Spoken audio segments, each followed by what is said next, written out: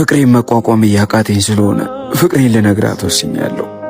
የዛን ቀን ልክ ስነግራት ማለት ነው በቃ ደስተኛ እንድትሆን ስለፈለግኩኝ ገንዘብ ያስፈልገኛል፣ በጣም ብዙ ገንዘብ ያስፈልገኛል። ያጨሳል እያልኩሽ አምነዋለሁ። አያጨስ። ይሄው የሲጋራ ብራውን ተቀብሎኝ ሄደ።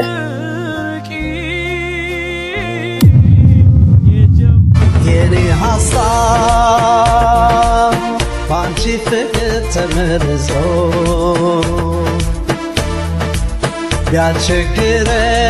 ቢያስቸግረኝ ፍጹም ልቤ። ለምንድን ነው የሲጋራ ብር የምትቀበለው? ያው ላንቺ እንዲያንጎራጉርልሽ ስለፈለኩ ለዛ ነው የተቀበልኩት። አጠፋው? አላጠፋክም። ልክ ነው ያደረከው። እኔ እኮ ከተወለድኩ ጀምሮ እስካሁን ልክ ሆኜ አላውቅም። አንቺ ጋር ግን ትክክል ሆንኩኝ። ብርሃኔን አመሰግናለሁሽ። በቃ ውሊድ ቻው። ጭስ ጠላቴ ነው። ብዙ ነገር አሳጥቶኛል። አንቺን እንዲያሳጣኝ ደግሞ አልፈልግም። አላጨስም።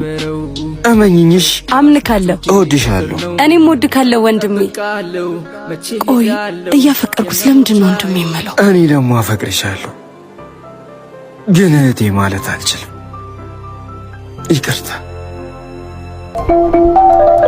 አሁን በደረሰን መረጃ በአዲስ አበባ ከተማ አንዲት ወጣት ከእናቷ ጋር በምትኖርበት መኖሪያ ቤት ውስጥ በከሰል ጭስ ታፍና ሕይወቷ ማለፉ ተሰምቷል። ሰው እንዴት ጭስ ይገለዋል?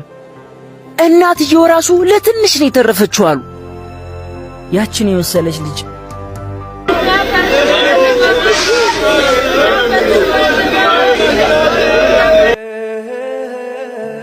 ሚኩ ወዴት እየሄድክ? ብርሃኔን እየጠበቅኳት ነበር። አርፍዳብኝ ወደ እሷ እየሄድኩ። ብርሃን አርፋለች ማለቴ ሞታለች። አርፍዳ ነው።